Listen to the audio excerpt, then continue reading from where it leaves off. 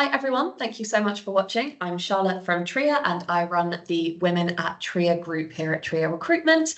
I have the next in our series of interviews with senior women in the technology and data space, and I'm really excited to be joined by Elaine Brown today. Elaine is a very experienced leader in data analytics and DEI, and I'm really excited to talk all things data and all things diversity. Now, Elaine has had a very distinguished career at Gartner for the past 30 years, where she was most recently VP for Data Analytics, as well as finding the time to be the co-chair of the global Women at Gartner group.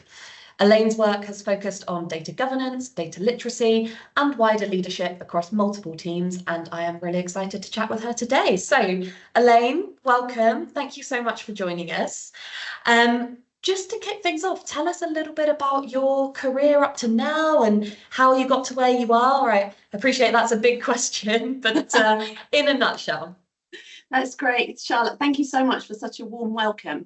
I hardly recognise myself as you laid out my career, but yes, you're right. I've had a 35+ year career in data analytics. But if I trace it all the way back, to school days, which, just for context for everybody listening to the call, was somewhere in the 80s. So I'm definitely a child of the 80s. But my favourite subjects at school were maths and French. And I loved spending that time.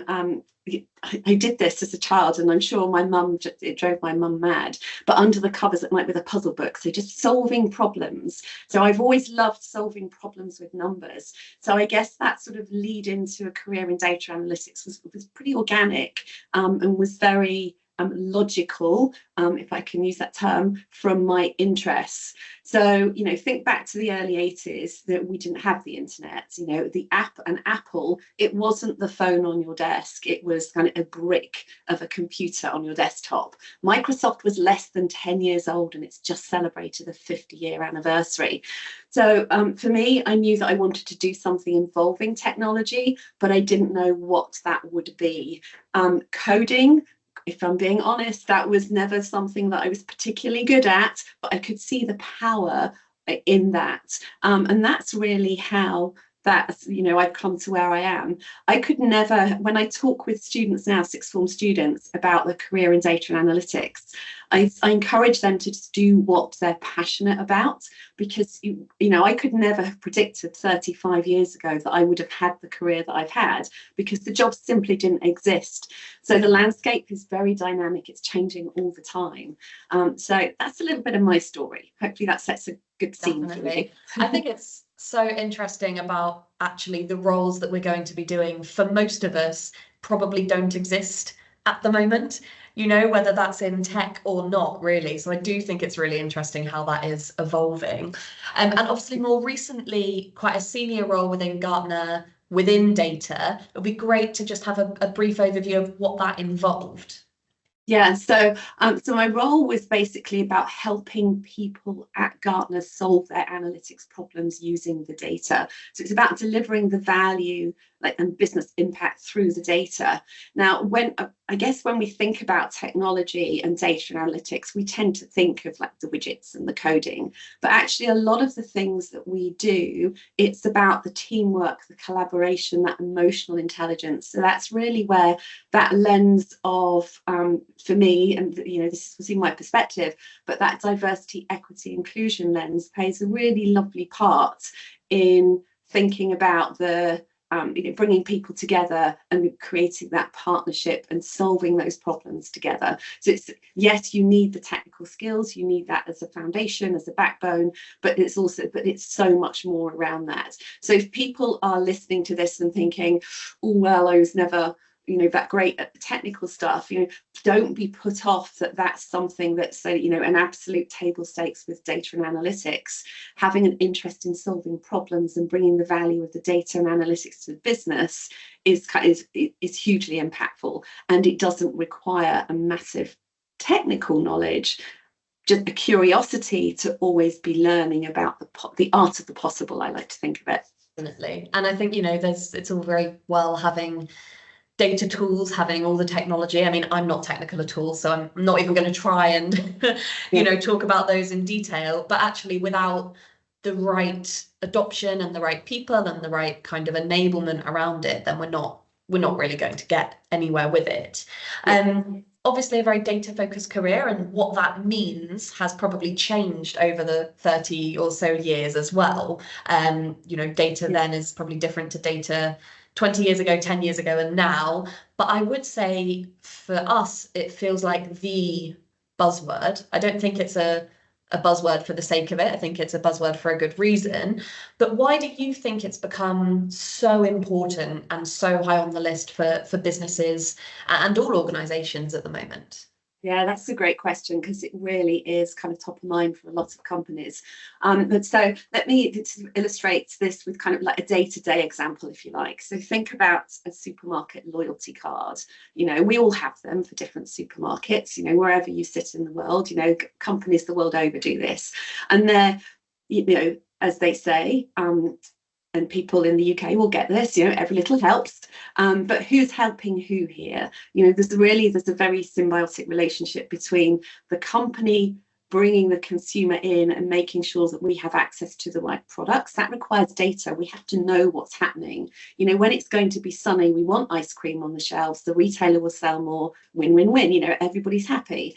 Equally, with that data, then the retailers can look at the consumer and target their offerings. So it's about putting the right products in the right place, you know, at the right time, which means that we all benefit from that as well. So that's, you know, it's great. You know, I love having a little bonus, you know, bounty when I go supermarket shopping. Oh, a special price, wonderful. But I think, you know, that's one very tangible and very visible part of data. But then I think behind the scenes, when I think about you know, we're talking today on Teams, and think about how Teams has made these kind of conversations easier. So the technology can improve customer service. It can improve, you know, maximize efficiencies within processes. There are so many insights from the data provided, and this is where it kind of gets to the people side of things for me. People know the questions to ask. So instead of the data simply describing what happened, oh, hey, we sold a lot of ice cream on Saturday. Oh, it was 30 degrees. Oh, that's great. We get to be, you know, companies get to be prescriptive with the data. It's going to be 30 degrees next Monday. Let's make sure we've got lots of ice cream on the shelves. So it's moving from that sort of descriptive to predictive, and making sure, you know, that we can use the data. I mean, in essence, that's for commercial gain. But by predicting those future outcomes, those good decisions are made from a business value perspective as well. And I think that's, I mean, I've just used a very specific example about ice cream and retail. I happen to like ice cream, so that's why I picked on that one. But you know, I just want to unpack one thing as well, because we talked about being technical and not technical. And I think there's, you know, I believe in the power of using our strengths and tapping into our individual strengths. So that means that we, instead of worrying about the things that we don't do, or perhaps we don't particularly like, we lean into those things that we are particularly good at and that we love to do, and we unlock that passion and potential within us. So I think that's a really helpful way of kind of just reframing it and saying, okay, don't think of yourself as I'm not technical, but think about, I'm curious about how technology will change. Maybe that's true for you or for other people, you know, and how you can lean into that in your future job search, etc. Yeah, definitely. And I think it's leaning in with curiosity. Certainly with our clients, we have a huge variety of clients, some with 5 people and it's a startup, and some multinational, hundreds of thousands of people working for them. And that therefore means some of them have data teams of 1,000 and some don't at all. And actually, I suppose just leaning in and saying, okay, well, maybe we don't have a dedicated capability for data, but let's go in with curiosity and see what we can do. But I'm aware I'm kind of going off what I warned you I'd ask about, so apologies for putting you on the spot, but I'm thinking about smaller organizations who may not have really, and we will come on to this later, much data literacy, or even any dedicated budget or function for data. How important do you think it is for those kind of organizations to understand their data, understand what they're going to be doing and how to do it? Because it might be harder for them. Yeah, I think it's going to become increasingly important. And because if you think about, we talk about data literacy, but now we're talking about AI and AI literacy. And what does that mean for companies? So there's a huge landscape to be navigated. I think for a smaller company, then actually thinking about data, having a focus and having somebody have it as part of, maybe you can't have a whole person having it as their focus, but I would encourage people to think about it as data isn't just technology. CDAOs, Chief Data and Analytic Officers, typically have varied reporting lines. They might be, and it depends on the focus of that function within the organization. So if it is a very technical role, then it might sit within the IT function. If it's not, there might be an operations role, or it might be within finance. But and what's interesting about that, IT, finance, operations, none of those are business specific to a particular line of business within a company. So kind of data has to sit, it's a bit like Switzerland, because it's all, it runs through the pipes of the organization. So it has to be sort of neutrally managed, but also the importance really well understood. And so it can be quite expensive, much like Switzerland. Yeah, exactly. Switzerland is really expensive. Yes, exactly. But good call. But also there's the just thinking about the helping people discover the data and having that data as part of a business value, business strategy. So people need to discover and understand the data. So Charlotte, I'm going to do, if I may, a very short question to you. Absolutely. And I'm going to, so I didn't pre-warn you about this either. So I'm going to ask you I'm going to give you one word, and then I want you to say the first word that comes into your mind. Okay. I promise it's not complicated. So the first word that comes into your mind, the word I'm going to say is apple. Mac. Okay. So Mac. So I've written down some options here. Mac wasn't one of them at all, but it could be red, it could be green, it could be iPhone, it could be iPad. So even with a really simple word like Apple, people can go off in lots of different ways. So that's where that data literacy and creating that common understanding is so fundamental to people being able to use the data in a really good way within their organizations, because they have to understand the data and then to be able to use it. And without that, then there's a really high potential for erroneous conclusions, for poor business decisions, and non-optimal business decisions, which nobody wants that to happen. Definitely. So yeah, exactly. Definitely. All right, we keep mentioning data literacy, and I suppose it is a bit about just understanding and using data, but it would be great to understand what is data literacy to you, and why is it important, Yeah, well, yeah, and I think we just, saw in that little, playful example, which, other people can try that as well with people and just see how does that work, or think of a different word for them. It's very, it's foundational, because without it, then you either have people making assumptions. Okay, Apple, well, yeah, I've got my iPhone, so it's an iPhone, that's what I mean by Apple, rather than something I'm going to eat. So people make assumptions, and when you make assumptions, it's not a good place to be. So let's not go there. Or there's, conversely, people they might misunderstand it, or they might use the same term for different things. So if I think of a word, like from a business perspective, think about retention. So if we think about retention, we might think about client retention. So, how many individuals am I continuing to do business with over a period of time? We might think about money retention. So how many pounds or dollars of business am I continuing to grow over time? I might think about an organizational relationship, but that retention can be all kinds of different things. And even within that, there are lots of different things to unpack about Is it capped? Is it not capped? How does that work, the calculation? So something like retention can have so many different meanings. And without that kind of layer of understanding of that data literacy, again, retention is a big one to get wrong in terms of misunderstanding. So that's something that you would not want as a business. You would not want to be in that space. Yeah, 100%. And I think, it kind of goes back to that thing earlier we were saying around you can have the data, but without the people using it in the right way and asking the right questions and being empowered themselves, we're not going to get very far. And yes. I touched on this right at the beginning, but your role has obviously also had a real focus with diversity. You were co-chair of Women at Gartner, which is a huge global ERG. I mean, I run Women at TRIA and there's 8 of us, but I think, for Gartner, it's obviously a much bigger pond. Tell us a little bit about the diversity focus in your work and what you've done. Yes, thank you.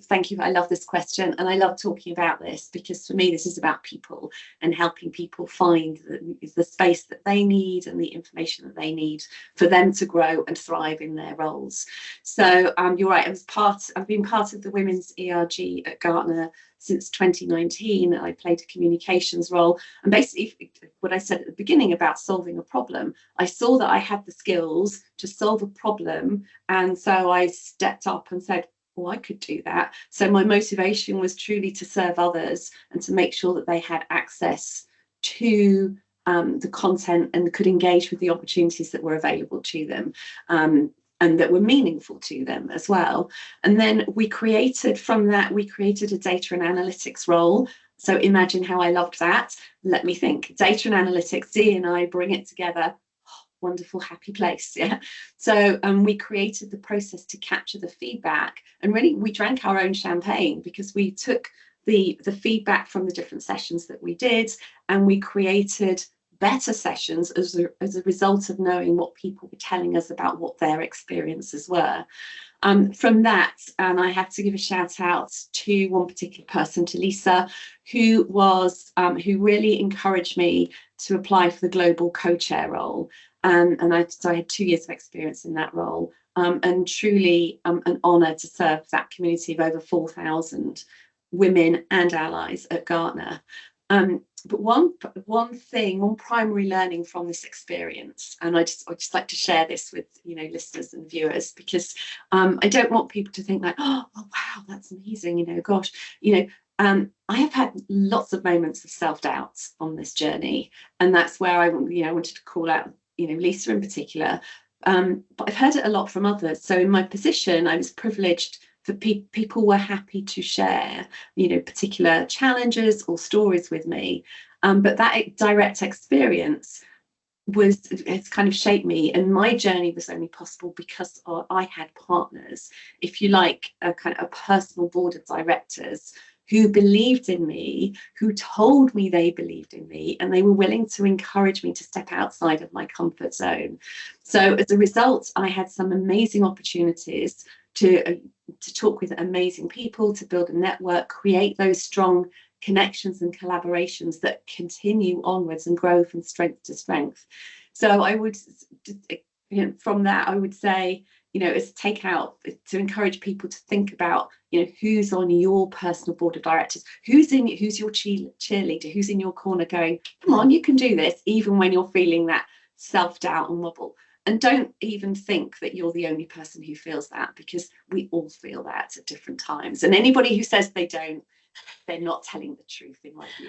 I could not agree more. And I think what I really liked there, and I'm going to pick up on, is something you said right at the beginning about how you spotted a problem and you sort of said, oh, I can fix that, and put your hand up and said you could do that. And I certainly, from my experience and from speaking to a lot of other people, I do feel that women and generally less represented groups within IT, change, and the wider space are less likely to do that, not because they don't have the ability, but because it is just less normal, and you do feel that self-doubt. So when you're maybe about to metaphorically put your hand up for that next role or that next responsibility, you've perhaps, I'm sure a lot of men do go through this too. It's not just an issue for less represented groups, but more so probably that voice in their head going, well, can I really do this? Because I'm not seeing anyone else that looks like me doing this at the moment.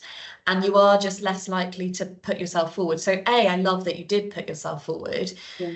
And B, I think the advice that you kind of then gave around having so many supporters is such a good piece of advice for people who are wondering if they should be putting their hands up for things, because it can really limit progression in your career, right? If you don't put yourself out there and make yourself known. I think work is just as much about your own personal PR as it is about the work you're doing, right?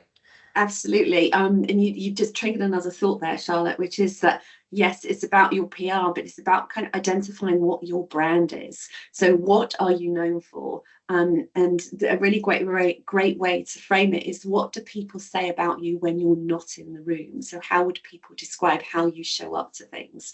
I also think, failure has this negative connotation.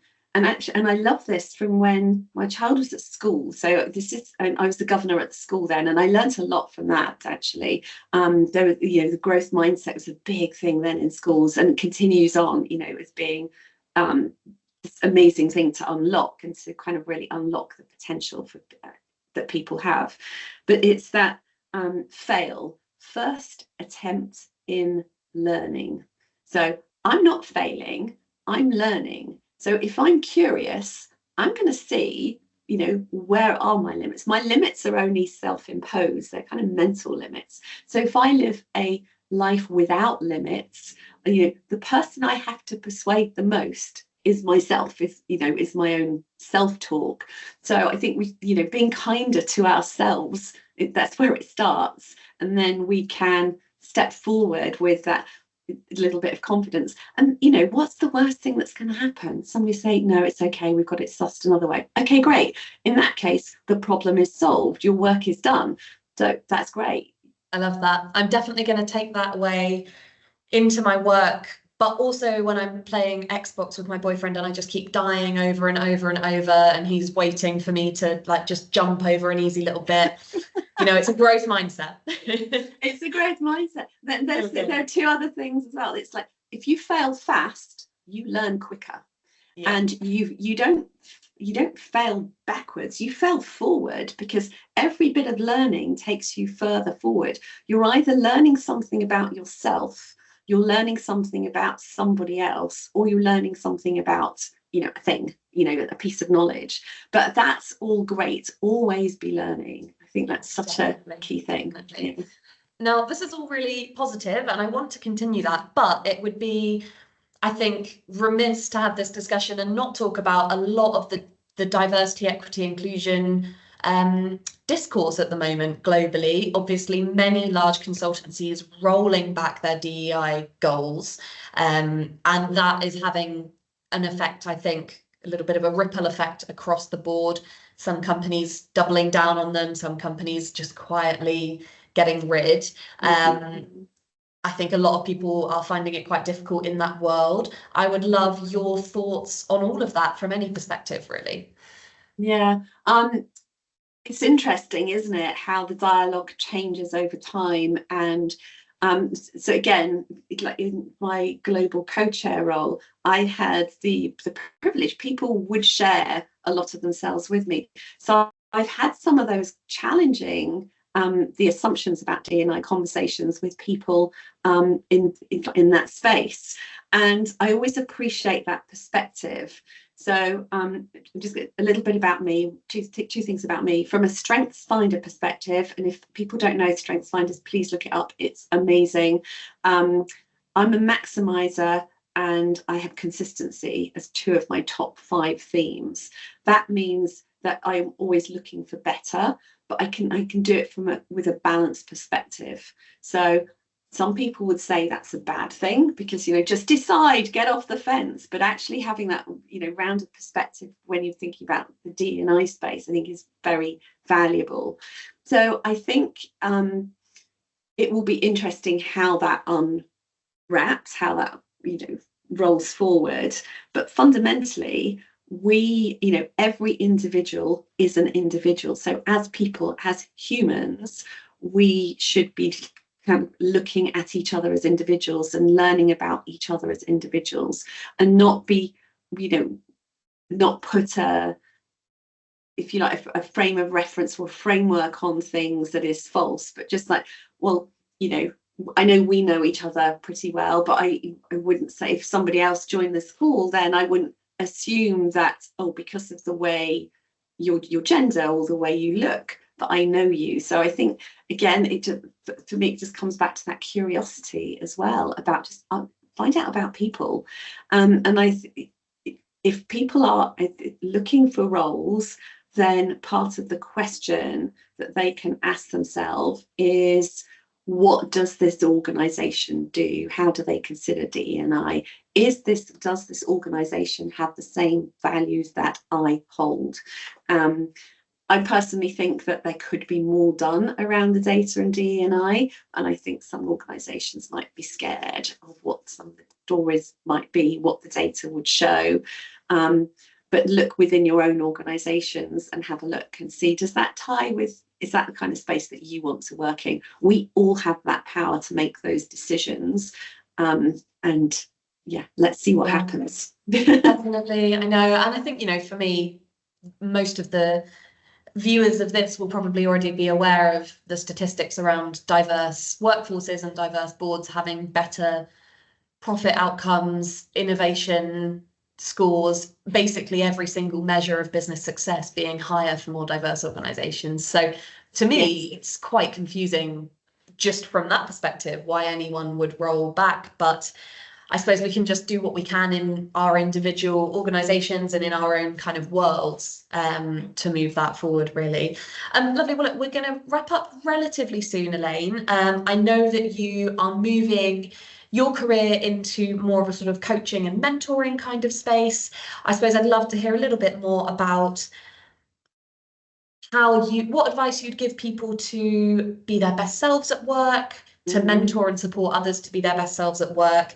And if any of that links with all of this data and DEI stuff, then obviously feel free to bring it in. But I appreciate that's a big question, and probably could have its own, video discussion on its own. Yeah, great. No, but I'm loving this dialogue, Charlotte. So thank you. That is a big question. Let's think. I'm going to digress with another little story. I do love a story. So it might seem like a digression, but it's actually completely relevant. I recently started CrossFit. So for anybody who's not familiar with it, please look it up, and you'll see kind of some of the things. It's basically functional movements. It's about continual improvement, which I love. It's quite a technical sport, so there are right ways to do the specific movements. But so I did the starter program, and the coaches provide me with that ongoing support that I need to perform to my physical best. So, just translate that as an analogy into a work context, that ongoing coaching and mentoring, where we provide support to each other and we enable everybody to get better and to optimize performance. Because coaching isn't, okay, yeah, I've got that one and done. It's a continual program, if you like. I read somewhere, and I apologize, I forget where, it takes something like 6 weeks to create a new habit. So if you think about that, if you're, let's say it's a language thing, and you are conscious that you start sentences, and somebody want to go back and listen to this again, you might hear that I do this and I'm trying very hard to stop myself doing it. But you start things with a so and or a kind of, or okay, cool. Those kind of just empty words, and which can make a difference to how you are perceived and how you show up in a particular context. So those things, that kind of, as a very specific example of coaching, but creating that space for growth. People know those things about themselves, they create the growth, and they puts them in the best place to be able to thrive as their best self as well. So that also, and I can reference this a little bit earlier as well, whereas we create space for others to grow or offer that feedback, we learn about ourselves, so we continue to grow. So again, it's that truly a case of always be learning about you, about each other, interactions, the environment, you know, a technology, whatever it is. Yeah, totally agree. And I think in recruitment and in sales, it's always be closing, but I think we need to remember to always be learning as well at the same time, you know, and it'll feed into each other and always get better. So lovely. Look, Elaine, thank you so much for all of your time, your insight, massively appreciate it. It's been really, really nice to chat. If anyone wanted to reach out to Elaine, then obviously I suppose LinkedIn would be the best place. Yeah, lovely. is amazing. Yeah. And I'm sure she'd be happy to chat. But I hope you enjoyed watching and thank you so much.